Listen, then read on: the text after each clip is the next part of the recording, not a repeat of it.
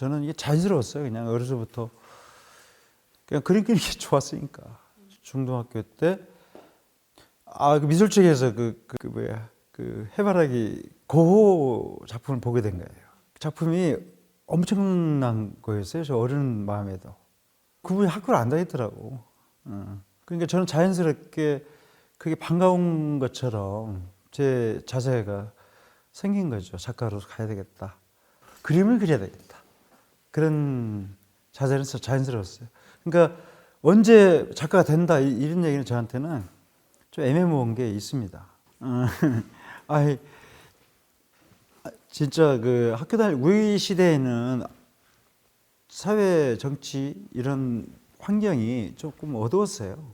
많이 어두웠죠. 내가 하고 싶은 그 그림은 그리고 있으니, 근데 거기에서 어린 마음이니까요.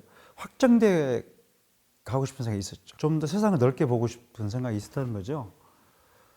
근데 저는 이제 그 정치를 할 수 있는 사람도 아니고, 그러니까 음악이라는 세계, 거기에 저는 이제 자연스럽게 또 접근을 하게 됐고, 그러면서 미대생끼리 이 그룹 사운드를 만들어서 실제로 해보자. 그게 옥시즌이라는 그런 그 팀인데요. 그 유명하거나 그러지는 않습니다만 나름대로 소중했어요. 그리고 저는 이제 그 리드를 담당하고 있었기 때문에 최선을 다했죠. 음악을 위해서 막 한 건 아니고 음악을 빌려서 우리들의 생각이 어느 정도까지 도대체 증폭되는가 궁금했잖아요. 근데 그게 가능하더라고요.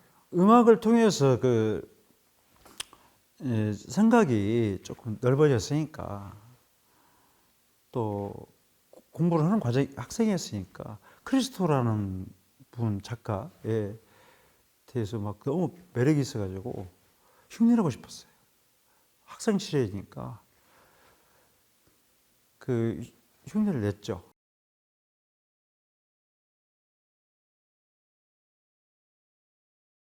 그게 이제 미대 건물을 이렇게 천으로 막 쌌어요. 싸고 타이틀이 막 협력자를 쓰니까 이게 이제 반정부적인 요소에 대해서는 그 당시에 정부에서는 되게 민감했거든요. 박정희 대통령이 돌아가시고 난 그 다음에 전시 시절이죠. 전시 시절입니다. 전시 시절이 조금 살벌했어요. 살벌했고 어떻게 보면 대포콘 위수령 발령하고 막 그랬으니까 계엄령 전 단계 유수령인데, 그러니까 우리 미대생들이 그 학생들이 공부할 때는 삶의 가치를 찾아가는 과정인데 이게 안 보이는 거지. 안 보이잖아요. 그런 게 그 직접적인 동기는 아니지만 간접적인 동기는 아마 충분히 됐을 거라 봐요. 그러니까 그런 퍼포먼스를 하게 됐고, 그 건물을 쌓고, 그러니까 학교에 학생이 그런 걸 하니까 그 본의 아니게 그 좋은 데를 더 가게 되고, 한 달 좀 넘게 있었습니다. 제가 이제 학교를 졸업하고 그 당시에는 이제 서명 여중 여고에 선정을 했었어요. 그런 한 과정에서 작품은 이제 꾸준히 하고 있었기 때문에 이제 우리나라에 미술 세계가 있잖아요. 근데 어떤 위대한 분들이 계시고 우리한테는 이제 선생 같은 분들, 선배분들이 계셨기 때문에 그분들이 마치 군사 문화의 흐름에 우리가 익숙해 있었잖아요. 근데 이 미술계에도 그게 굉장히 동일한 시스템이 있었어요. 지금도 그런 게 있지만 학연 지금 다 군사 문화거든요. 그런 면들이 드러나 있었어요. 그러니까 내가 서울대, 홍대가 아닌 이상은 나한테 칭찬해 주는 것은 고맙지만 실질적인 행동을 할 때는 제약이 있었어요. 소구되는 경우도 많았고. 그러니까 저는 거기에 대해서 자기 발전 지향성을 생각 안 할 수가 없으니까 차라리 떠나자. 차라리 내가 여기서 탈출하는 게 낫다. 그러니까 이분들과의 내 호흡은 좀 힘들구나라는 자각을 하게 된 거죠. 그래서 그 글을 쓰게 된 거예요. 제도 왕복으로부터 탈출하라고. 그 월가미술 가니까, 옛날에는 이제 개가미술인데 가니까 안 받아주더라고요. 그래서 미술세계라는 가니까 받으셔서 발표를 하게 된 겁니다. 이게 저의 독백이 아니라 독백은 독백이되 선언이에요. 선언. 작가로서의 선언이죠, 그게. 타라 그룹은 당시에 80년대는 소그룹 운동이 다양하게 있었거든요. 저는 이제 그 타라 멤버가 됐었죠. 그 당시에 현실과 발언팀, 현발, ST 멤버, 또 무슨 멤버 굉장히 많았어요. 그 소그룹들이에요. 나중에 우리 후배들 분들이 황금사자, 황금사과죠. 황금사과, 로고스, 파토스 이런 게 굉장히 많았거든요. 그냥 셀 수 없을 정도로 많았을 텐데 거기에 드러나는 그 팀들이 이제 그 로고스, 파토스라든지 ST라든지 현발이라든지 이제 타라도 들어갑니다. 우선은 이제 그 김관수 선배님, 김장석, 문범, 문범 선배는 이제 왔다가 나가셨고, 그다음에 후배 뻘에는 최정화, 이불이, 그다음에 또 많아요 아주 그 박건 그러니까 지금 중추적으로 활동하고 있는 존재자들이라고 보시면 됩니다.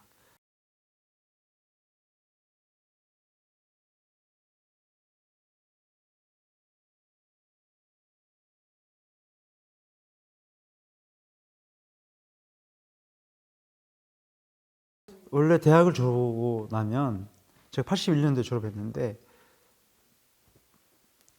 보통 한 2, 3년 안에 또는 빨리면 1년, 2년 안에 개년을 해요. 근데 저는 이제 그럴 기회가 있었긴 했었어요. 우리 후배 작가인데 최정아라는 작가가 전시를 한번 해줘야 되지 않겠냐고 하면서 알아보더라고요. 막 알아봐 줬고 제가 워낙에 움직이지 않으니까 답답했는지 그래서 제가 좀 기다리자고 그랬어요. 기다리고 나는 일단 이게 그룹이 있으니까 그룹에서 이렇게 좀 천천히 생각해 보겠다고 그랬죠. 자기 점검도 필요하고. 그래서 그걸 안 했죠. 안 하고 내가 뭘 고민하고 있는지 무엇을 생각하고 있는지는 했지만 내 개인으로서 나를 내보일 때는 좀 신중해야 되니까 그 기간을 가졌던 것 같고 그래서 88년도에 첫 번째 개전을 하게 되는 거예요. 81년 졸업했으니까 몇 년 만에 8년 만에 한 거죠.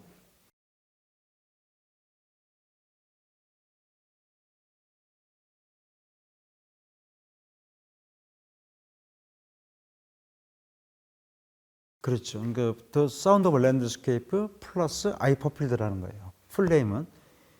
그러니까 The Sound of Landscape가 해석을 하면 풍경의 소리잖아요. 근데 그 플러스 I Fulfilled잖아요. 필드는 뭐냐면 저는 세상을 본 거예요. 세상으로. 거기에 눈이라는 것이 있다는 거죠. 우리는 사람의 눈이 실제로 있잖아요. 그리고 사람의 눈이 세상을 바라보잖아요. 그렇죠? 그리고 그걸 판단도 하고 거기에서 또 판단이 아닌 것도 있고. 그러니까 기준치를 눈으로 다들 본다고 보면 냄새하고 듣고 이것보다는 눈으로 보는 게 굉장히 중요한 거 아니겠어요? 그래서 그 타이틀로 그 작품을 이제 전시를 하게 된 겁니다. 플러스가 뭐냐면 풍경의 소리잖아요. 소리가 받는 거예요. 필드가. 풍경의 소리는 소리 뭐죠? 풍경이라는 건 세상이죠, 세상. 세상의 소리잖아요. 세상의 이야기들이죠. 그것이 어디냐? 필드, 즉 우리가 있는 곳. 그것을 향한 눈. 그 눈이 무덤이죠. 어렸을 때 저는 무덤에서 많이 놀았어요. 공동묘지에서. 그리고 유난히 우리나라는 무덤이 많잖아요. 그렇죠? 그것도 어디 있냐면 바로 마을 뒷산에 있어요. 공동묘지 같은 경우는 좀 멀긴 해도 그렇게 멀지 않습니다. 그곳에서 늘 놀던 곳이기 때문에 어렸을 때는 그게 무서운지 몰랐죠. 늘 안전지대잖아요. 그거 막 잔디가 쫙 깔려 있으니까 괜찮잖아요. 그런 공간들이. 거기서 이제 어린 시절의 놀이터 삼아서 거기서 지냈던 저는 이제 나이가 들어서 생각해 보게 되는 거죠. 왜 무덤이라는 데 사실 무서운 공간인데 왜 안 무서웠냐 이게야. 우리 어미께서 밥 먹으라고 불러도 논이라고 정치 팔려서 안 가고 그랬던 것이 다반사였기 때문에 이게 좋아서 그랬을 거 아니에요. 그러니까 그걸 생각하게 되더라고요. 그러니까 어렸을 때는 그냥 놀았지만 커서 그걸 다시 바라볼 때는 왜 그랬을까? 작가가 이제 됐으니까 왜 그랬을까 생각해 보게 되고, 왜 내가 안무소했지? 그리고 왜 그게 너무 좋았지? 유일하게 좋아했어요. 얘가 또 어린 시절에 있어서 그런지 특별히 궁금했죠. 왜 내가 그랬을까? 좋았으니까 그 시절이 되게 좋았거든요.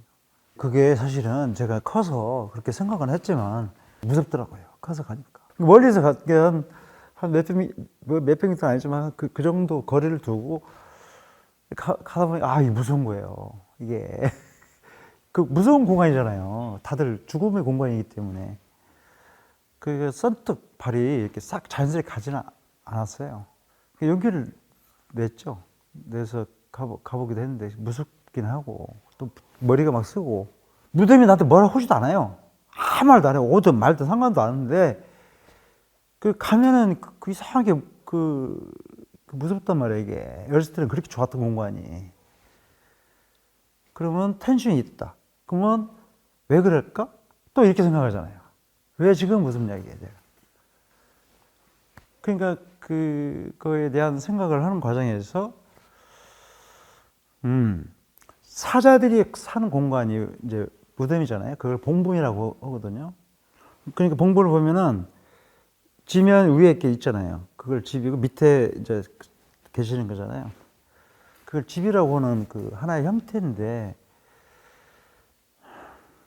자꾸 무서우면서도 관심을 갖게 자연스럽게 되더라고. 그러면서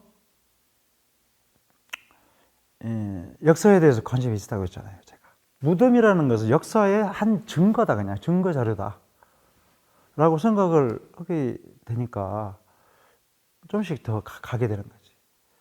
그러면 이 사람들의, 돌아가신 분이지만 이 사람들에 대한 표정 관리를 어떻게 해야 될까? 이 사람 살아있다고는 증거를 보여줘야 될 거 아니에요. 그건 눈이죠. 눈이다. 나는 조형적인 철학을 바탕으로 한 작가잖아요. 그러면 표정어라는 게 있고 조형어라는 게 있으니까 그걸 또 내가 하는 사람이고 보니까 눈이라는 걸 촬영을 한 거예요. 눈이라는 그 형태가 필요하더라고요. 내가 들어가서 있을 수는 없잖아요, 이게. 그러니까 눈을 촬영을 해서 그 무덤에다가 장착을 해보는 것도 좋겠다. 그런 용기 있는 생각을 한 거죠.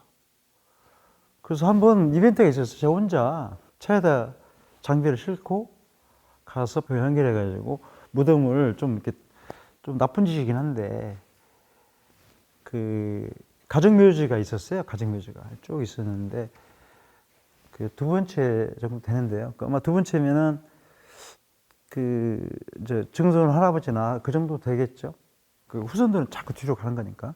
그래서 그걸 이렇게 하면 안 될 짓을 했죠. 이렇게 떼장을 떼고 그렇게 사사서 파가지고 막 깊이도 못 파고 사사서 파가지고 해가 좀 질쯤 됐으니까. 그리고 보려면 약간 어두워야 이게 눈이 잘 보이잖아요. 약간 어두워야. 그래서 이렇게 떼장을 떼고 그걸 좀 파는 다음에 흑백 텔레비 그걸 넣고 VCR을 하고 있어요. VCR을 이렇게 연결해서 배터리 연결하고 탁 켰죠. 눈이 확 나오잖아요. 그냥 엄청 도망갔어요. 무서워가지고. 내가 만든 거지만. 막 도망가다 보니까, 아니, 내가 지금 그 장비를 놓고 왔잖아, 장비를 놓고 가지고, 다시 가지러 가야 될 거 아니에요. 갔죠. 갔는데, 이렇게 참전전에 가니까, 무섭긴 해도, 이게 내 작품이잖아요. 아니, 내 작품이다 생각이 들잖아요. 그러니까, 무서운 거 반, 너무 기분 좋은 거 반, 이런 식으로 가게 됐지. 이야, 됐어. 그랬어요.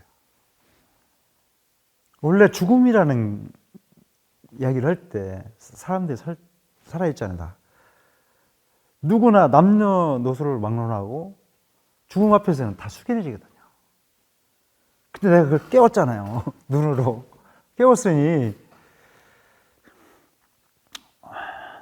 어마어마한 논리적 체계가 필요 없는 거야, 나는. 그럴 이유가 없는 거고. 아, 죽은 사람을 깨웠는데?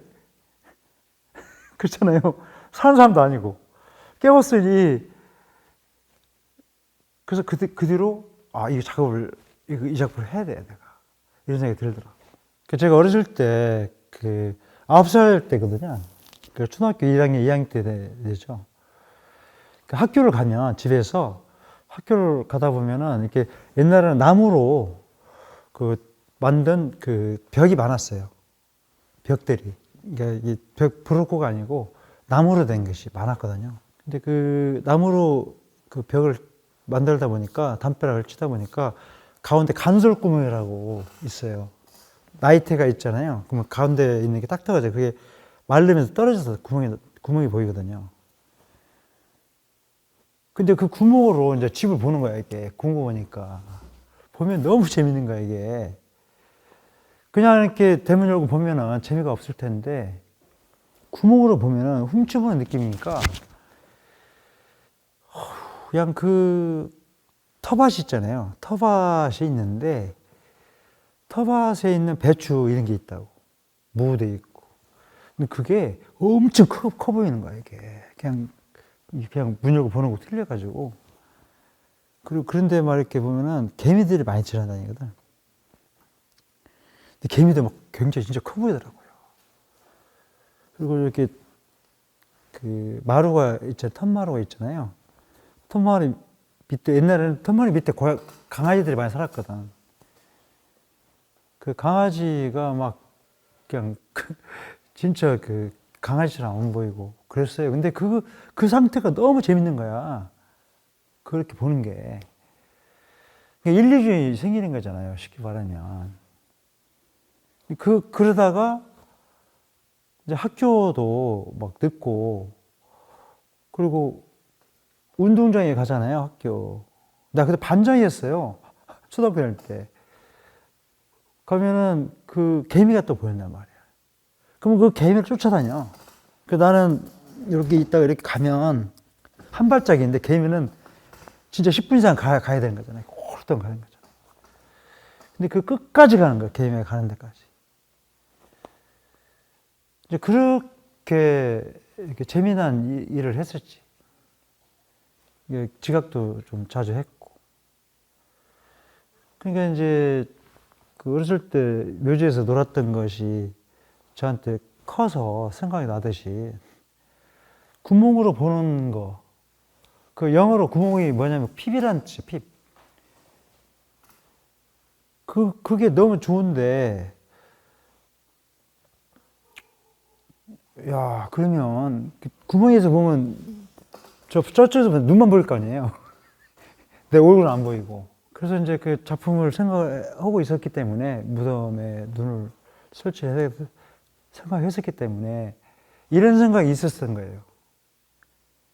눈이 나한테 일루전을 줬다는 거지. 그러니까 그 작품에 대입을 하게 된 동기가 되는 거예요. 그게. 작품에 눈을 설치한 게. 어렸을 때 내가 훔쳐봤던 조그마한 구멍으로, 간솔구멍 봤던 나의 모습이 있잖아요. 정난한. 근데 그 모습이 있었으니까 작품으로 생각하게 된 거죠. 그러니까 연관성이 다 있죠. 작품을 진행하면서 구체적으로 설정을 하는 과정이 있었을 거 아니에요? 무덤에 눈을 설치했잖아요, 제가. 그러니까 무덤은 피지컬한 것은 없어졌지만, 사이콜로지가 한건 살아있다라고 했잖아요. 그러니까 그 눈이 살아있는 거잖아요. 그렇죠? 그러니까 세상을 아무리 피지컬은 존재하지 않지만, 과거의 역사가 우리를 바라보고 있다. 그래서 우리가 제사를 지내는 거 아닐까요? 그렇죠? 제사 지내잖아요. 이거 어디나 다 마찬가지. 외국은 기도를 하지만 우리가 제사 지내잖아요. 그래서 소원도 빌고. 응? 그들이 우리를 바라보고 있다라고 인지를 하고 있는 거잖아요, 우리가, 인간들이. 그래서 저는 커서 이렇게 이제 작품을 진행하면서 그것도 하나씩 구체적으로 설득력 있게 하나의 논제를 만들 수가 있었죠.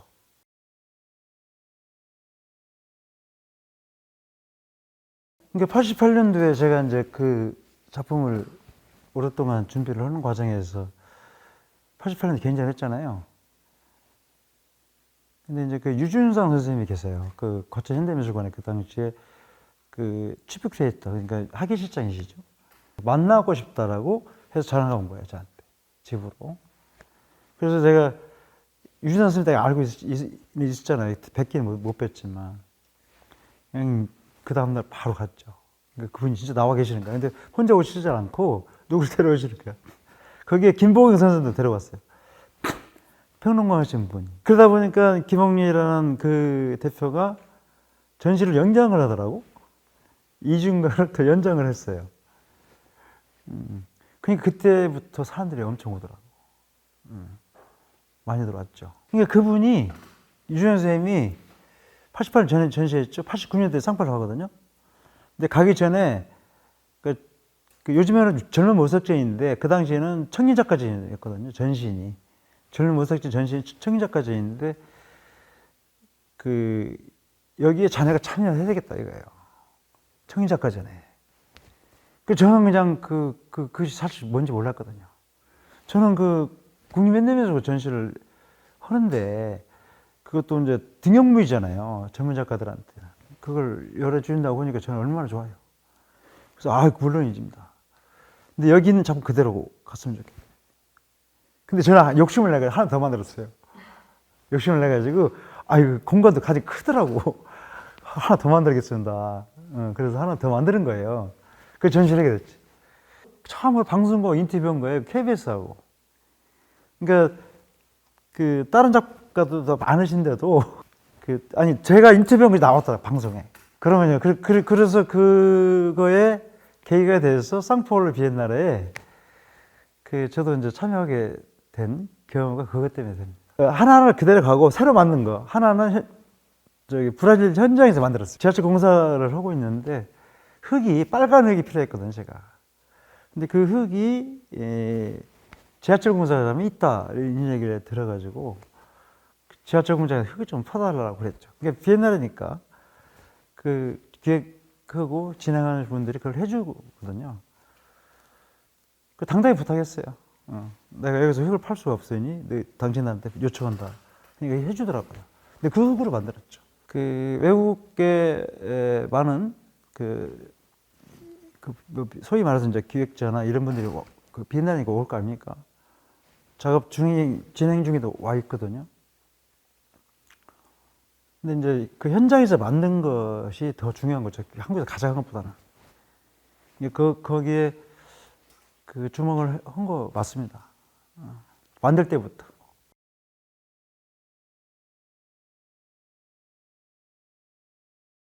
상파울루 비엔날레에 나오고 이제 서도라는 친구랑 갔는데 제가 대상후에 올라갔잖아요. 대상후에.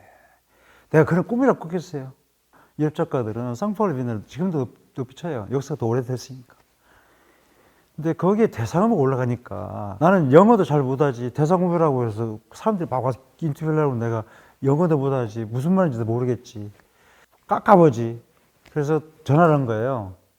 긴급 상황이 있을 때 대사관에 전화하라. 전화했더니 거기 참사관이라는 분이 도와주러 온 거예요. 통역해 주려고. 근데 그분이 뭐라냐면 지금 육 작가한테 굉장히 좋은 일이 벌어진 것 같다.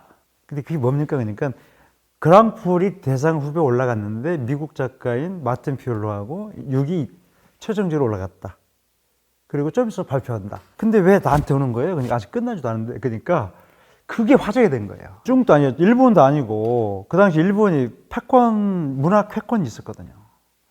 근데 한국에 조그마한 새끼가 와가지고 올라가 있으니까 그게 화제가 안 되겠어요? 되죠. 나이도 제일 어리고. 근데 그게 순식간에 전 세계에 퍼진 거예요. 순식간에 소문들이. 이글루라고 하더라고. 알라스카에 가면은 에스쿠모 분들이 만들어 놓은 집이 이글루잖아요. 근데 이글루처럼 이제 이 얘기를 하고 그랬죠.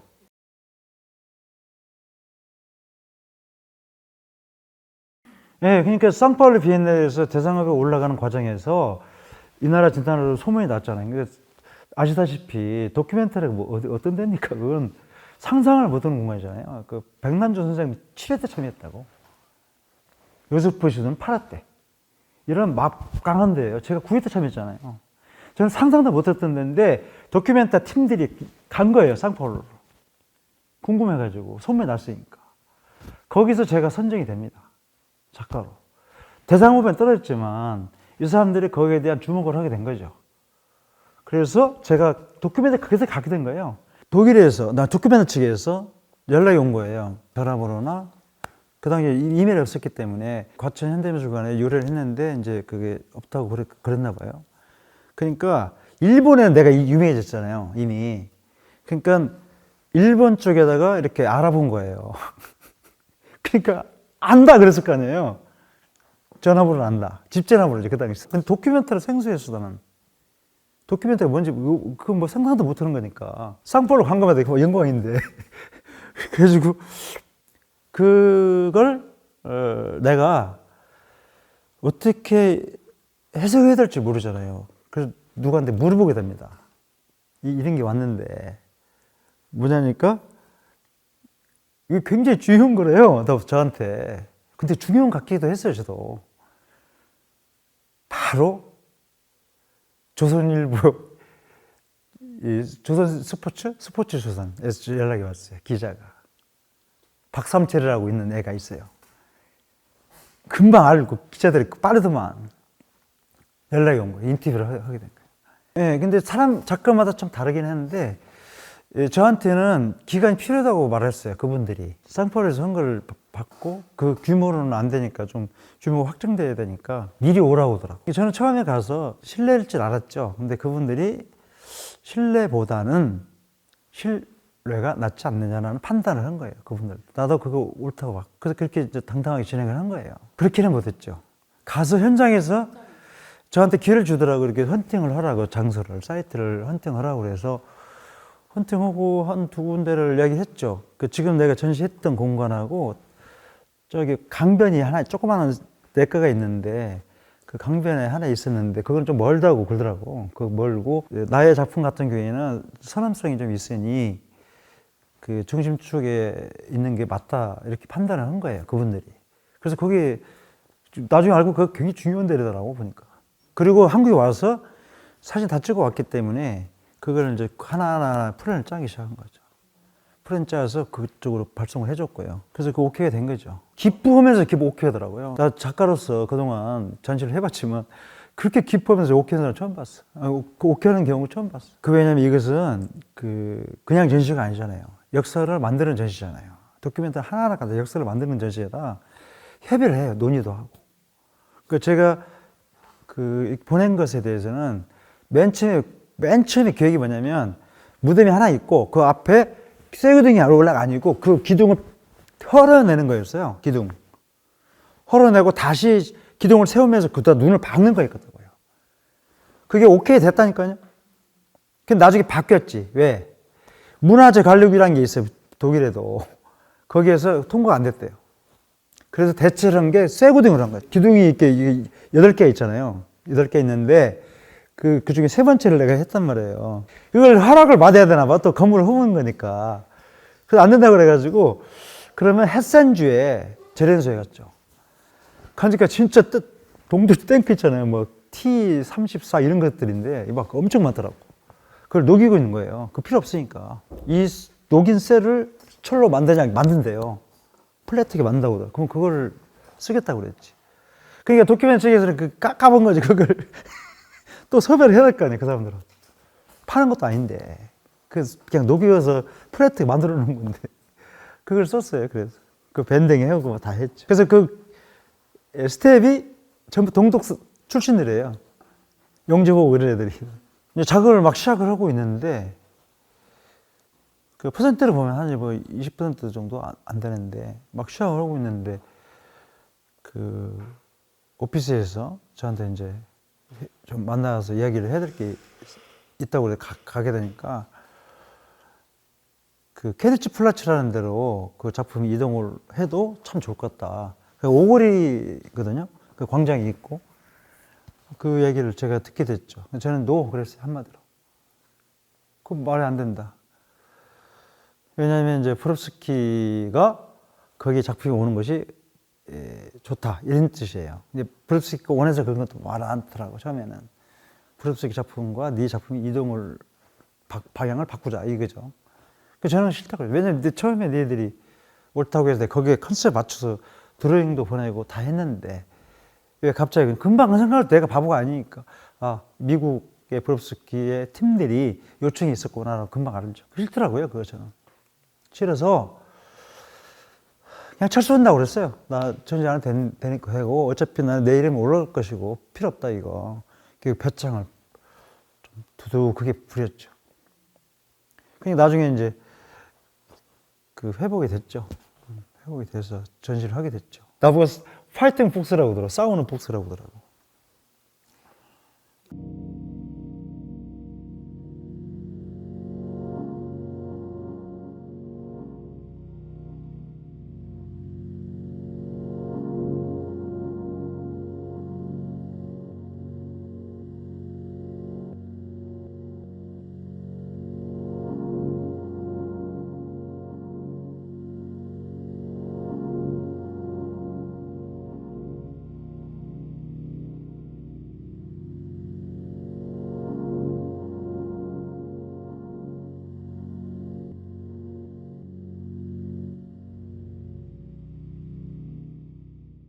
퍼포먼스를 할 수 있게끔 경제적인 지원이 있었잖아요. 그래서 제가 첫 번째 준비한 게 사물놀이를 준비한 거예요. 근데 그 한인협회에 그 사물놀이 팀이 있더라고요. 여쭤보니 혹시 여기서 장구, 꽹과리 이런 치는분들이 있냐고 하니까 있는 거예요. 그 향수 때문에.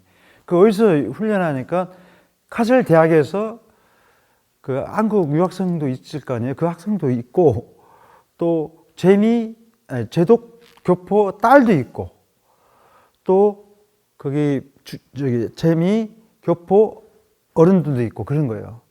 그러면 독일도 있냐? 독일도 있는 거예요. 이게 사물놀이에 관심이 많은가 봐요. 걔들까지 해서 8명이 구성이 된 거예요. 저는 사물놀이를 모르지만 음악에 대한 관심이 있으니까 들을 수는 있잖아요. 그래서 어떤 게 하냐 들어보려고 한번 해보라고 했더니 잘하는 거예요. 제법 어색하긴 한데도 독일 애들을 한 것도 제법 하는 거예요, 이게. 아, 그러면 그냥 흥겹게 준비를 하고 저는 관여를 안 했어요. 대신 오프닝 때 내가 퍼포먼스 끝나면 그 뒤풀이 형식으로 여기서 전부 참여한 사람이 그때 유럽으로 전 생중계 됐잖아요. 했기 때문에 놀자 그랬어요. 그리고 정준모 씨한테 맥주하고 안주를 내가 돈 많이 받았잖아요. 그걸로 돈 주면서 준비하라고 했어요. 하고 그 벨틱이라는 맥주가 있습니다. 벨틱 그 카셀에서 만든 맥주인데 그거하고 뭐 여러 개를 거의 한 60상자 하나가 40개 들어가지 않습니까? 나중에 모질했어요. 의상 준비시키고 그 다음에 신문을 했어요. 공고를 유럽 애들 50명 모집한다. 동양계 50명. 유럽 애들은 금방 찼어요. 모질했어요. 막 너무 넘쳤는데 아시기에 잘 안 차는 거야 이게. 안 차. 한 30명 됐나? 나중에는 내가 또 전화했어 대사관에. 정 안 되면 직원이라도 오라고. 진짜 왔어요. 영사관님도 참여하고 분장 오고. 아시아계는 참여 않더라고. 그래서 100명을 채운 거예요. 그래서 진행을 한 겁니다. 제가 어머니라고 그랬어요. 퍼포먼스 제목이 뭐냐면 나라를 칭할 때 모국이라고 그러잖아요. 어미나라, 즉 내가 탄생한 나라라는 뜻이거든요. 그러니까 어머니를 불러야 되겠더라고. 그래서 저는 어머니만 1200번인가 그걸 부른 거예요. 어머니 이렇게 그런 식으로 하니까 1200번 넘어갈 수도 있지. 근데 그게 많이 울었어요, 사람들이. 촬영 기사도 울었어요. 왜냐하면 그 어머니라는 말에는 유럽이나 이런 말도 마음이라는 뜻이잖아요. 마음이. 그죠? 그러니까 금방 알았더라고요. 타이틀이 뭐냐면 너희나 우리나 원래 하나다 이거죠. 인간이라는 게 인류의 기본적 동위 원소 엘리먼트는 하나다. 그게 지역에 분할되면서 형태가 달라졌다. 내가 여기 온 이유는 예술이 사랑처럼 하나이듯이 국경이 없잖아요. 그러면 나는 그걸 얘기해야 된다라고 그걸 한 거예요. 단순했죠. 어마어마했죠. 그게 왜냐면 상방송이었거든. 전 유럽에 미국도 거기 많이 왔었어요. 보니까 나중에 우리 스태프들이 말을 해주는데 그 야누트가 뒤에서 계속 주목을 했던 거예요. 어떻게 걱정이 왜 오프닝이니까 내가 하는 게 퍼포먼스가 도큐멘트 오프닝 아닙니까 지금? 어마어마한 의미가 있는 게 아니라니까요. 퍼포먼스는 의미를 창출하는 게 아니라 의미를 만들어가는 거거든. 그냥 누구든지 그걸 느낄 수 있는. 나는 어미를 얘기했는데 어떻게 할 건데 아버지 얘기하는 것도 아니고 아버지 얘기하면 전쟁이거든요. 엄마 얘기했는데 누가 뭐라고 그래. 다 아는데. 문화의 근본적 속성이 사랑이라고 한다며요. 그러니까 사랑 타령이잖아 다. 모든 음악이나 모든 예술은 다 사랑 타령이거든. 그 사랑 이꼬르 여성명사지 남성명사는 아니지 않습니까? 그죠? 휴양서 또한 그렇고. 그러니까 저는 그걸 뭐 굉장히 뭘 막 고민해서 한 게 아니라 자연스러웠어요. 아유 씨 어머니가 옳지 않느냐 이거죠. 제 일기예요 일기. 1월 28일 썼네요. 2000년도 2020년도. 막상 읽어가니까 좀 쑥스럽긴 하네. 나의 손짓이 어쨌든 부끄러울 때가 있잖아요. 제목이라기보다도 그냥 난데 제목이 새라고 썼어요. 새. 조용히 숨지기던 새 한 마리가 유준상의 손짓으로 파닥거리며 정글숲, 즉 쌍포를 빛내죠. 정글숲의 가장자리로 날아 아마존의 노래를 불러댔다. 야누트, 도큐멘터 총감독이죠. 야누트는 휘바람으로 정글의 파랑새로 날아라 라고 깊고 높은 미지의 숲속에서 새 장을 열어 없애주니 묵묵히 그리고 조용히 날고 난다. 이 땅으로도 날아들어 마치 기왕이나 유비된 듯 존치되어 무거운 짐도 주어지고 날다 지쳐짐도 이어진다. 새는 눈을 크게 뜨고 기우뚱거리는 걸음걸이로 조용히 역사의 날개슬을 함께할 누군가를 향해 다가가려 하고 있다. 2020년 1월 28일 씀 육군병 이렇게 썼습니다.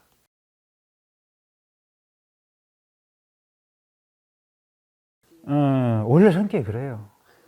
제가 어려서부터 그 학교 잘 안 가고 고에 빠져가지고 공부 잘했다니까요. 잘했는데 그런 거 보세요. 그러니까 제가 어떤 목적의식이 막 확고하게 있어 그런 게 아니라 그게 체질이라고. 대학교 다닐 때 퍼포먼스 할 때도 그걸 내가 뭐 엄청난 정부 일을 하겠다 그런 것도 아니잖아요. 근데 그런 과정에서 제가 가서 혼 좀 나고 오고 그런 것 뿐이지. 체 게바라가 무슨 얘기인지 아세요? 체 게바라가 혁명가는 아니다 나는. 다만 혁명가가 있다면 그건 민중이라는 얘기를 한다고. 나는 그 말이 맞다고 봐요. 민중이 혁명적 구성 생각이 없으면 체 게바라가 존재하지 않지. 안 그렇습니까? 상대적인 것은 절대적인 거예요. 그러니까 체 게바라의 존재 가치가 있는 것이고, 그리고 피카소가 하는 말인데요. 피카소는요, 나는 예술가로 보지 않습니다.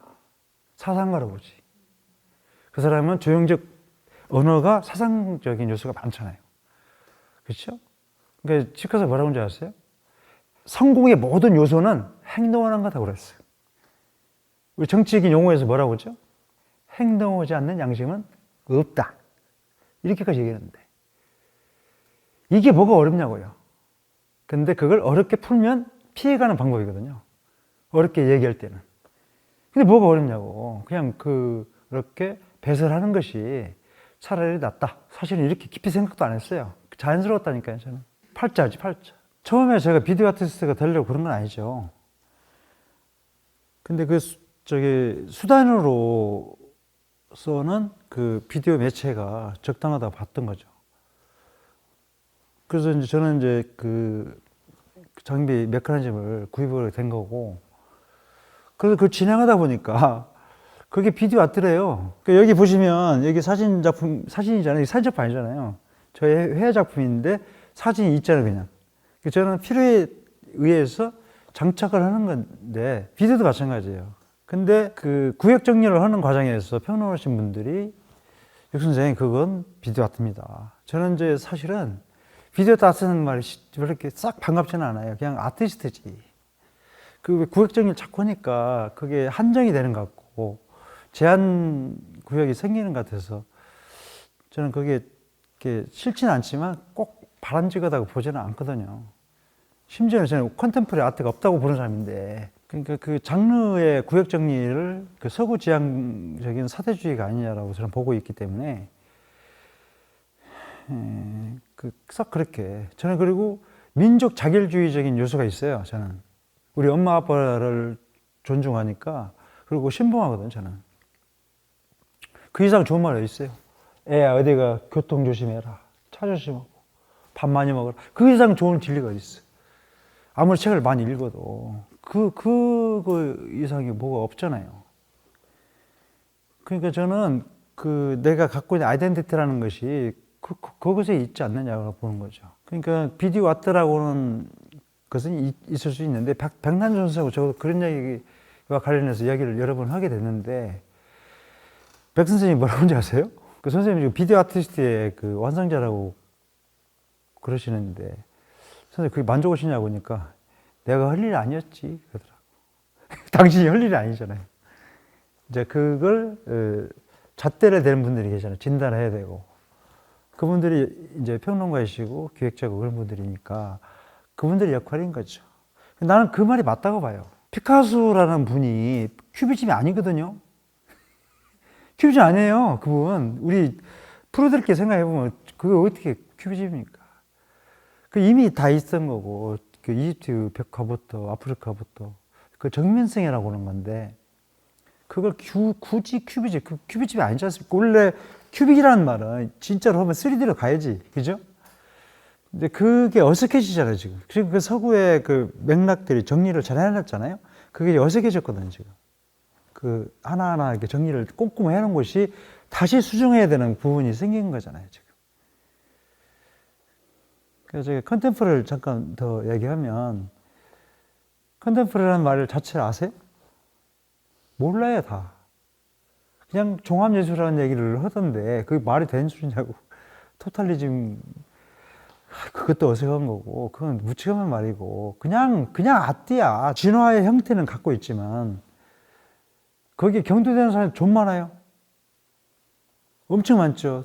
특히 이제 그 서구의 흐름이 우리한테도 분명히 있었기 때문에 그 서구가 줬던 그 흐름에 기준을 맞추는 경우가 있죠, 우리나라도. 저는 그게 싫습니다.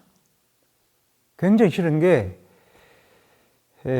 비디오 아트라는 말이 내가 그 기술이 되는 자체가 싫은 거예요. 그러니까 우리 후배들한테는 어떨 건데, 그러면 감당을 할 말이 아니잖아요. 감당할 수 있는 얘기도 아니고. 근데 그게 아니고 그냥 컨템포러리가 아니라 그냥 아트 나우, 지금의 미술이다 이거지. 그러면서 그게 진화해 가는 거잖아요, 자연스럽게. 근데 그걸 왜 그렇게까지 얘기하는지 저는 그렇게 말할 겁니다, 앞으로도. 백남 선생님은 7회 때신데, 백남 선생님이 제가 이제 카살 도큐멘트 선정이 된 다음에 그 백 선생님이 그 소식 들었을 거 아니에요. 그 기분이 좋으신 거지. 그래, 나는 그분 전화도 모르지. 내가 어떻게 감히 그분한테 전화를 합니까? 전화가 오신 거야. 그분 한국말 하시니까. 한국말도 약간 어느러그는 하시더라고. 근데 전화를 딱 받고 농담인 줄 알았어요. 나 저 백남주라는 작가요. 그러시길래 농담인 줄 알았다니까요. 장난인 줄 알았어요, 누군가가. 그래서 똑바로 말하세요, 그랬어요. 근데 딱 그 몇 마디 하다 보니까 이게 내가 듣던 목소리도 안 되다가 백 선생 같기도 해. 내 목소리 들은 적 없으니까. 내가 동경에 가게 되는데 혹시 육군이 육군이 제가 이제 2군 김군 아저씨 동경에 올 수 있다고 그러시더라고. 나는 그게 사실 그게 돈이 넉넉한 엄청나게 백선생님은 워낙 잘 사신 분이니까 그렇지만 그래도 그러면요 간다고 그랬죠. 백 선생이처럼 왔잖아. 그래서 갔죠. 맘모스라는 호텔이에요. 동경에 있는. 거기에서 뵙게 됐죠. 야, 나는 너무 놀라운 게 백 선생이 밖에 나와 기다리시는 거야. 그때 첫눈이 막 내릴 때인데 나는 그분 아는지 그분 나 모를 거 아닙니까? 그러니까 나를 알아보라고 나오신 거야. 딱 가가지고 제가 육군비들 깜짝 놀라시더라고. 너무 젊거든.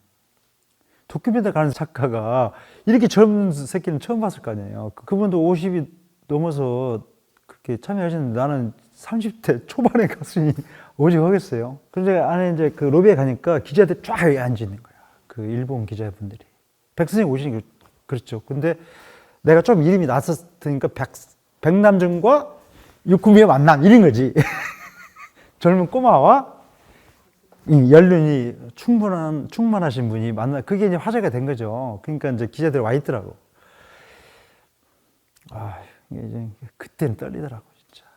그때는 떨리더라고요. 내가 어떻게 해야 될지. 나도 뭐 어렸을 때 막 무대에 많이 서가지고 떨리지 않다니까요. 노래도 하고 그래서. 근데 그건 떨리더라고. 떨려가지고 선생님 조금 어색합니다. 그러니까 괜찮아요. 그러시더라고.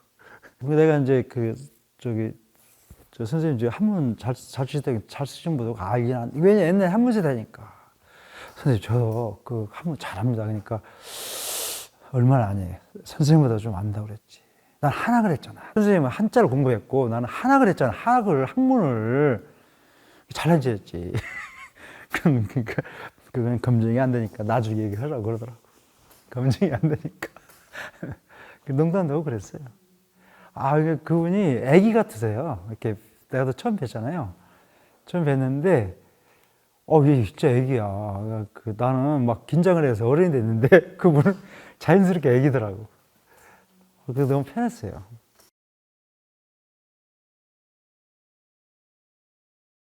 류영빈의 그 변화가 아니라 진화된 거죠.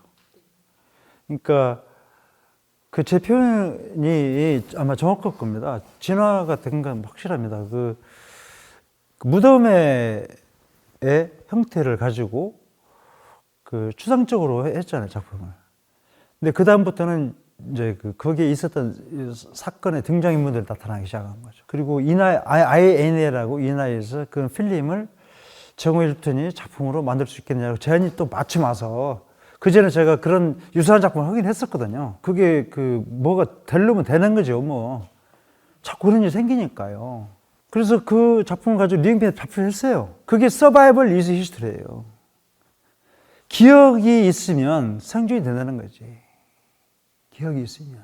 아이가 배서 나중에 애가 태어나서 어미의 젖에서 생명수를 얻고 나중에 죽을 때 무덤을 간다. 그 형태가 표정 언어로서 유사하다고 그렇게 한번 얘기한 적이 있지요. 그러면 됐어요. 그러면 그 안에 있는 구체적인 그 매개에 대해서 관심을 안 가질 수가 없죠. 그러면 좀 더 그걸 확장해 가보는 거지. 우리는 엄청 많잖아요. 인간 사이는. 역사물이 엄청 많으니 그것 또한 무덤 안에서 이루어질 수 있는 충분한 이해가 되는 거지. 근데 케이브라는 게 탯줄이란 말이에요. 탯줄.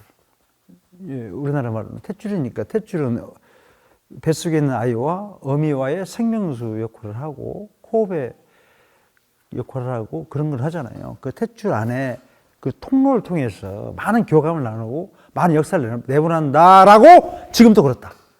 이 현대사가 그렇게 이야기하고 있는 거지요. 프랑스의 그 국가기관인데요. IAA라고 그 전 세계 영상과 관련된 그 컨텐츠를 다룬 분들은 그 INA가 어마어마한 데는 다 알아요. 근데 그 기구에서, 조직에서 연락이 온 거죠, 저한테.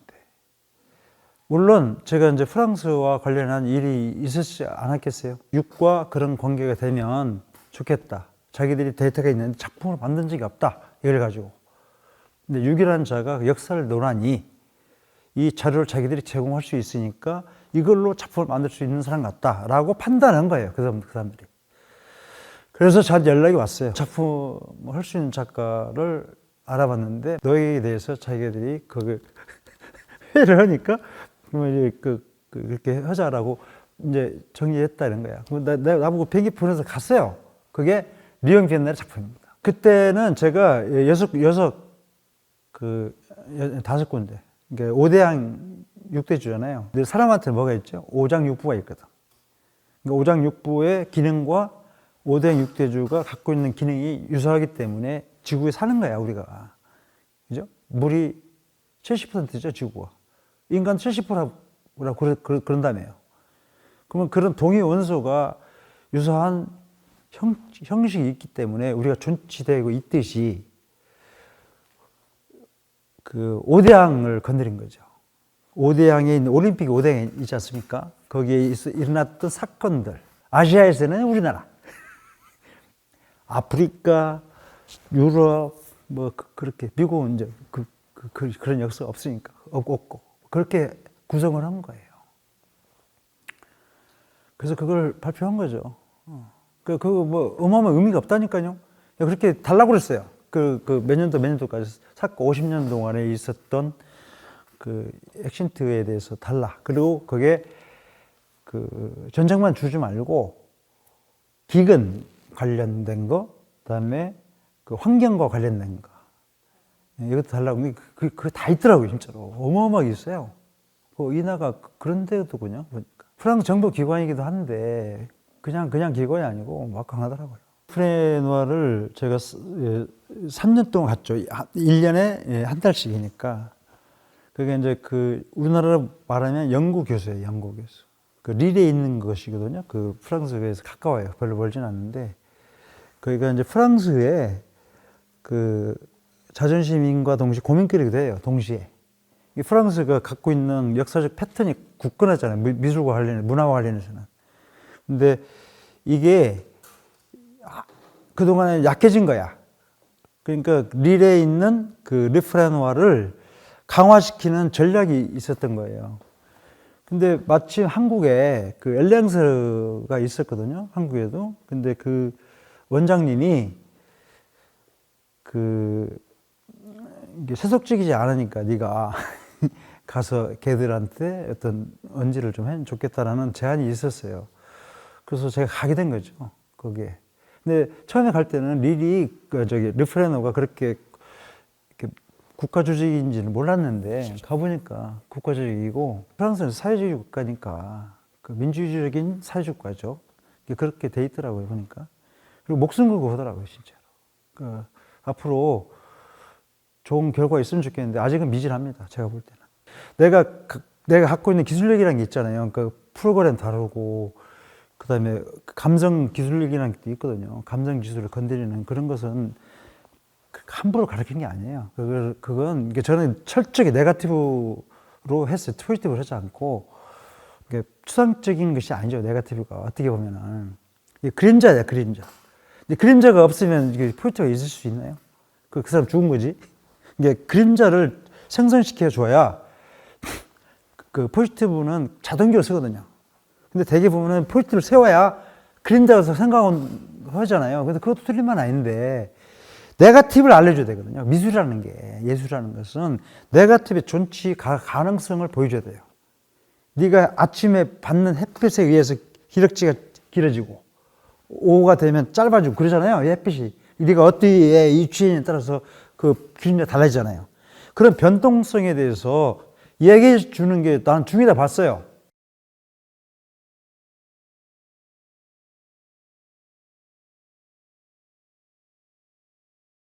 얘는 2번 갔죠.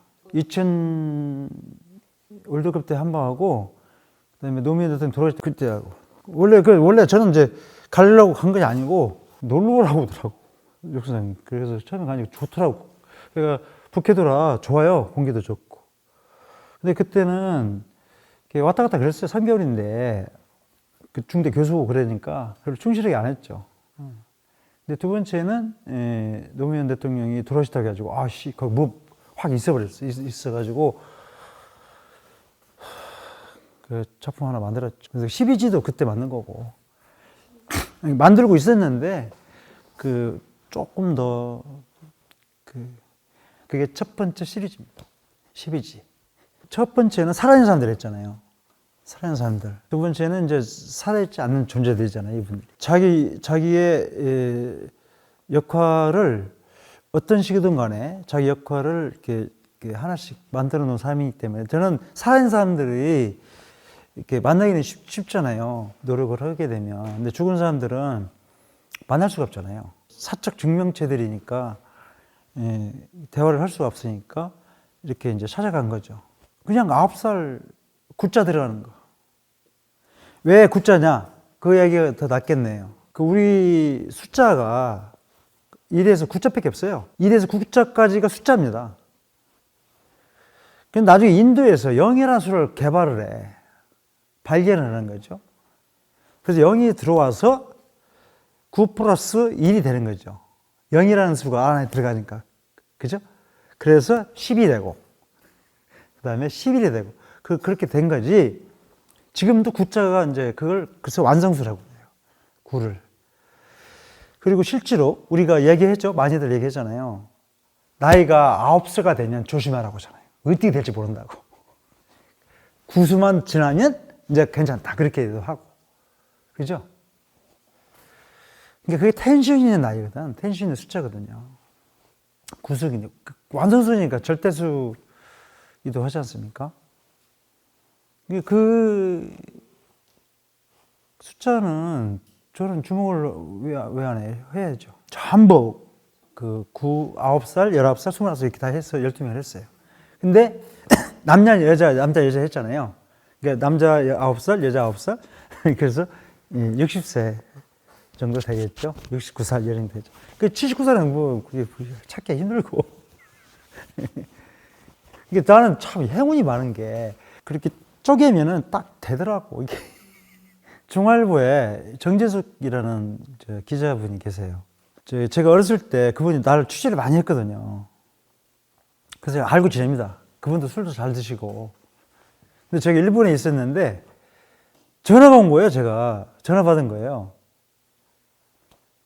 그 친구들하고 이제 한잔 하고 있었는데 전화 안녕하세요.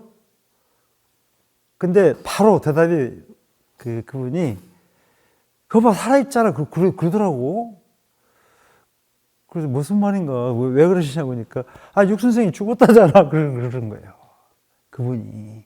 내가 국내 활동을 좀 오랫동안 안 하니까 어디가 아프다 그러다가 죽었다는 얘기가 나온 거지.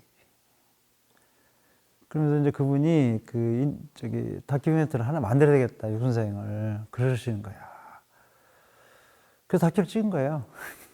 한번. 그러고 나니까 일면에서 연락이 온 거지. 육 선생 전시합시다 하고 온 거예요.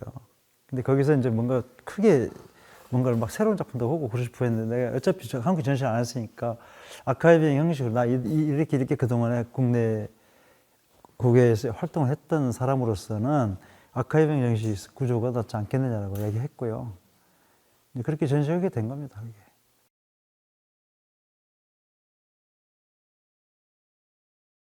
올림픽 성화 알죠? 그리고 올림픽 시작할 때 체화시키잖아요, 그리스에서.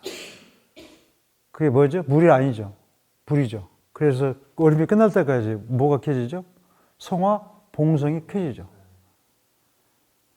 왜 그럴까요? 살아있다는 뜻이잖아. 인류가. 그건 누구한테 그 소리를 하는 거예요. 메시지를 보는 거야. 하늘에 보내는 거예요. 그게 예수인지 누군지 모르겠는데 하늘에 보내는 신고식이라고. 그게 태고의 인류가 탄생되면서 인류가 유일하게 리서칭해서 개발한 게 불이거든요. 그게 유일한 인류의 언어예요. 시작 단계가. 그 불입니다, 그게. 그러니까 천상에 대한 가치는 충분히 있었기 때문에 무슨 뭐 기독교 이런 게 아니었거든요, 옛날에는. 천상에 대한 것이 있었거든요. 거기에 대한 메시지, 우리가 이렇게 살아있다. 그 메시지입니다. 메신저스 메시지는 뭐냐면, 메신저는 우리잖아요, 우리는 이렇게 보낸다. 자, 죽은 자들이 계시잖아요. 그리고 우리가 제사를 지내죠. 제사 지낼 때 나중에 뭐 하죠? 제사 지내서 소지라고 해서 이렇게 지방을 태운다고, 불로. 그거 보셨나들? 그게 불이잖아요. 메시지를 어떻게 하늘로 올려보낸다는 뜻이에요. 그러니까 죽은 자들에 대한 우리의 신고식이지. 헬로! 걱정 마시지 마라. 우리가 열심히 살 테니까. 할머니, 할아버지, 역사야, 걱정하지 마라. 우리가 열심히 살게. 이런 신고식이에요. 뭐 천상이 누군지 모르겠지만. 인간한테 가장 약점이 있어서 종교가 탄생된 거잖아요. 원래 종교 없었어요. 있었나요? 어디? 없었어요. 근데 그 종교화 시킨 거죠. 원래 종교라는 말 자체가 없답니다. 이게 가르친다는 게 한 교육센터라는 말이잖아요. 종교라는 말이. 그게 종합적으로 가르친다 이거야. 종교가. 근데 그게 애매모호는 다른 데다가. 그러니까 그건 여기 뭐 종교인들이 있을지 모르지만 종교라는 것은 원래 없어요. 존재하지도 않고 앞으로도 없고. 근데 필요한 거예요. 그게 절대적으로. 좀 쉽게 말하면 인간 사회에서 그게 없으면 제도가 안 생겨요. 시스템이 안 생긴다고. 그 시스템이 중요하잖아요. 그래서 누군가한테 해야 될 거 아니에요. 심지어 일본 보세요. 일본만 가까운 근래사인데 천황을 가지고 죽으라고 하면 죽잖아, 가서. 그 시스템 만드는 거거든. 일본만 그런 게 아니잖아요. 근데 그거에 대한 우매한 백성들이 따르기도 하고. 지금도 그렇잖아요, 지금도. 독재국가라는 뜻이 뭐냐면 종교를 흉내내는 거잖아요. 그대로. 북한도 그렇잖아요. 어버이 수령님이라고 하잖아요. 어버이 하나님 그러고. 종교에서는 어버이 하나님 그러죠. 어버이 수령이라고 하잖아요. 그러니까 그걸 그대로 시스템을 가져온 거. 불이 갖고 있는 기능이 있는 걸 알고 있으니까요. 그렇게 해보는 거죠. 그리고 그건 내가 할 수도 있는 일이기도 하고.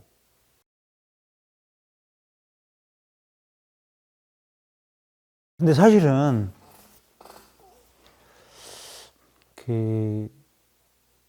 제가 이제 제가 작품을 하는 작가잖아요. 작가인데도 1인칭으로 생각을 이렇게 막 강하게 한 게 낯생 작품이라고 보면 돼요. 이게 저는 늘 3인칭에 있었잖아요. 객관적으로 판단하고 2인칭도 아니고. 근데 이 낯생은 내가 낯생 작품 보시면 누구든지 눈이 안 보는 그런 공간들이에요.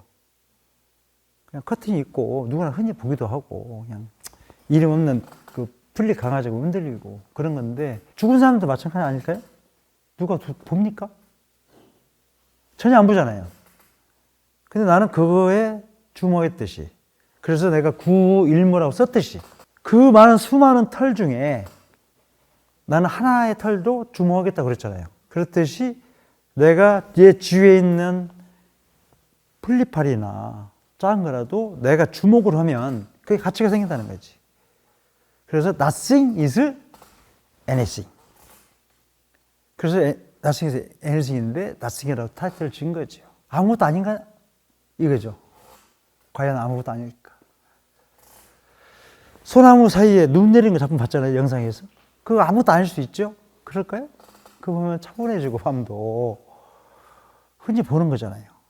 그런데 작가가 새삼스럽게 그 작품 꺼내놨을 때는 친근함도 생김과 동시에 저것은 흔히 봤던 거지만 다시 보게 되는 경우도 생기고 무덤이라는 것이 마찬가지 아닐까요? 죽음이라는 세계도 마찬가지. 새삼스럽게 꺼낸 거잖아요. 이 사람들도.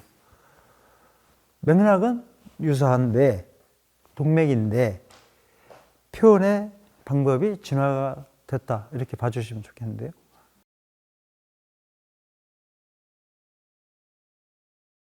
같은 맥락입니다.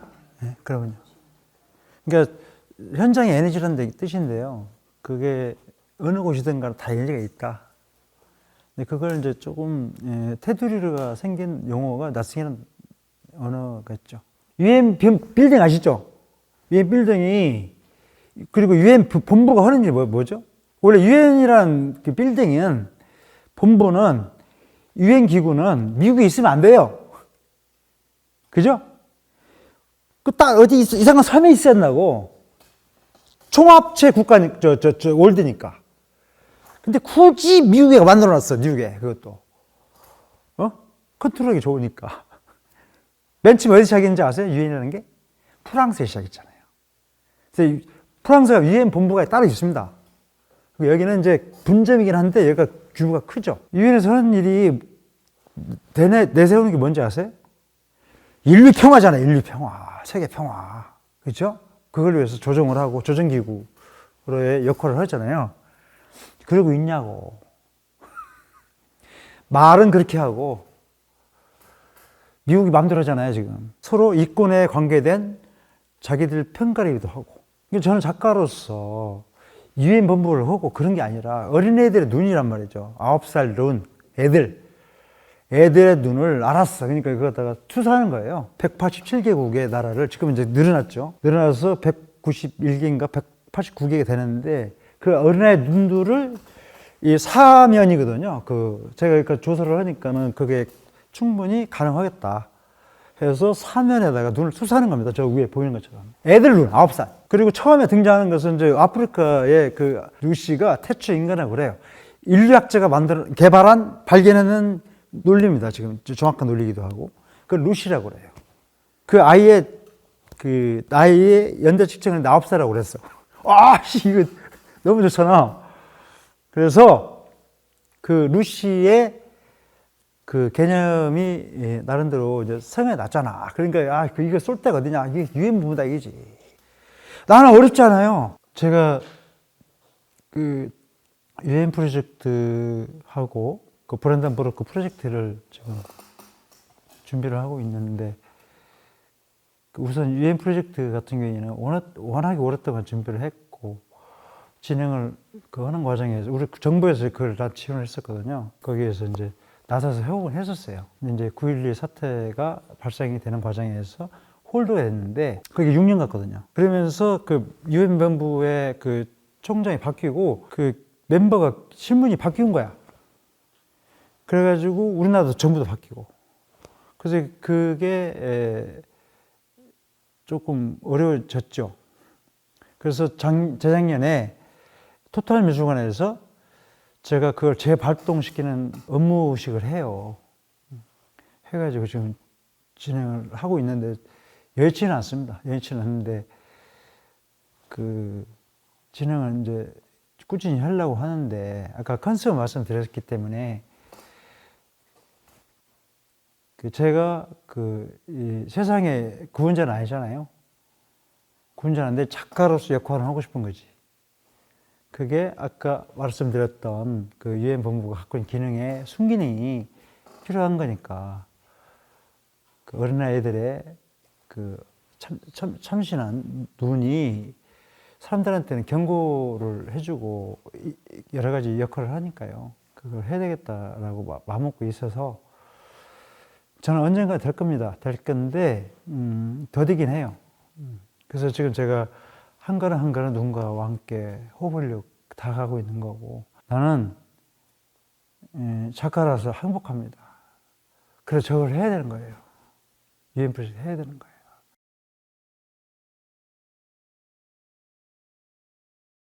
브란단 그 프로젝트는 최근에 만든 거예요. 2016년도에서 2017년도 그 플랜을 짠 거고요. 저는 독일 정부에서 저한테 우직이잖아요. 도큐멘트 때문에. 근데 저는 자꾸만 유엔 프로젝트가 먼저 오고 싶은 거야. 저 생각은. 저건 좀 늦어도 되거든. 저기 12진상이다, 저거. 12진상 하는 건데. 싫어가지고 안 하고 있어요, 저는. 그러니까 저거 프로젝트 내면 거기서는 할 수 있는데 나는 그런 거 싫고. 이게 선명하게 왜 12진상인지 보여줄 거야. 왜 12진상인지. 그런 생각이 있죠. 여기는 애니메이션이에요. 춤추는 거. 실제로 12동물입니다. 그러니까 원래 12지가 뭐냐면 동물을 얘기하는 게 아니라 동물을 숭상하는 사람들이에요. 고물을 숭상하거나 고양이를 뱀을 숭상하거나 이런 걸 말하는 게 부족들이지. 그걸 통합하는 것이 이제 12지거든요. 쉽게 말씀드리면 12지가 예수님이 12제자 있잖아요. 그걸 12지파라고 그래요. 다 틀려. 성격들이 성향 틀리고 이게 12지가 뭐냐면 우주라고 그래. 우주. 그래서 12타스 그러죠. 우주라고 그래. 확실한지 모르겠는데 그렇게들 얘기해. 12달 그렇잖아요. 12달 뭐 그러고. 아무튼 그렇게 있다면 그래서 12제자 두고 12지파라고 그래요.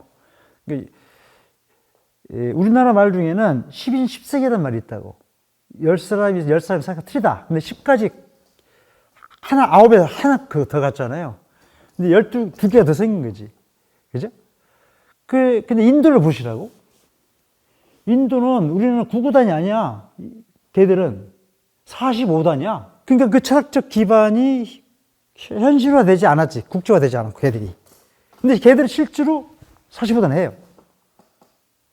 그래서 인도는 수학이 엄청 발달했다고. 인도가 0을 발달했지. 그걸 인도 말을 오음이라고 그러고. 오음.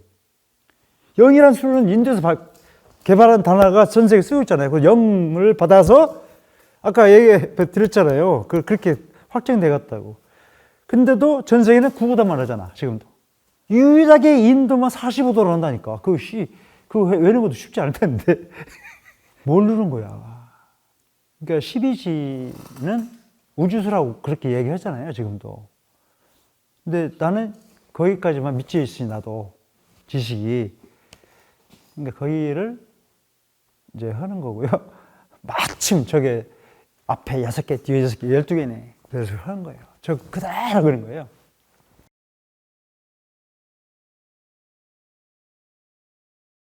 거의 그렇고, 뭐, 가끔은 사운드를 이렇게 생각날 때 만들어 놓고 하는 경우도 있는데, 거의 대부분은 영상 작품을 완전히 프레임화 시켜 놓은 다음에 하는 경우가 많죠. 그리고 그 음악을 만들 때는 맨정신에 못 오더라고, 이게 작곡 개념으로 가면 이게 재미가 없거든. 없으니까 영상을 이렇게 딱 비주얼을 보면서 술 먹어요.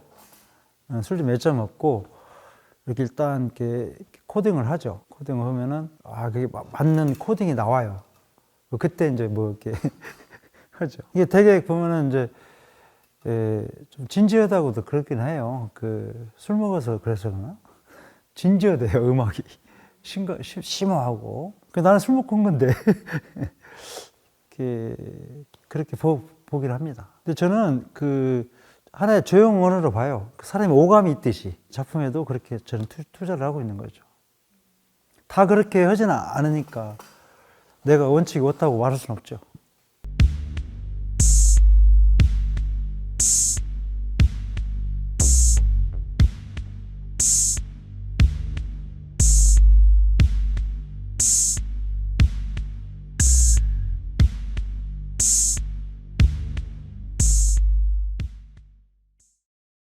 지금은 12지입니다.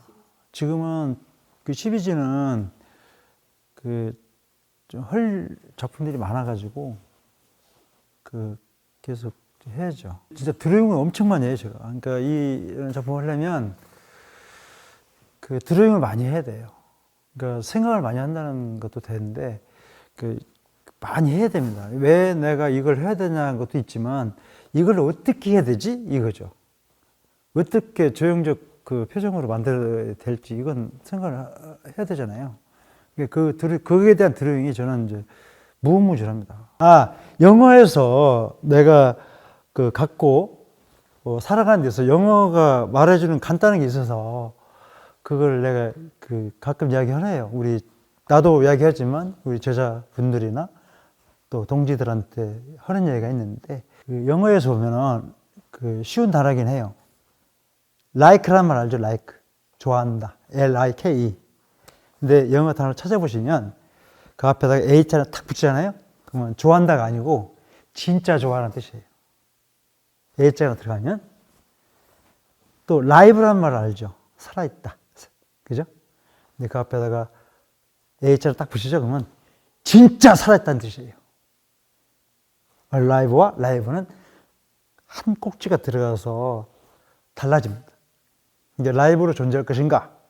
아니면 얼라이브로 살아갈 것인가? 이거 선택하세요. 난 지금 그 질문을 받고 싶었어요. 나는 가장 나한테 듣고 싶은 이야기이기도 할 거예요. 나는 행복합니다. 예술거리는 게. 그리고 힘들긴 하죠. 근데 행복합니다. 실제로. 내가 이렇게 살아왔고 앞으로도 계속 살아갈 텐데 이 가치를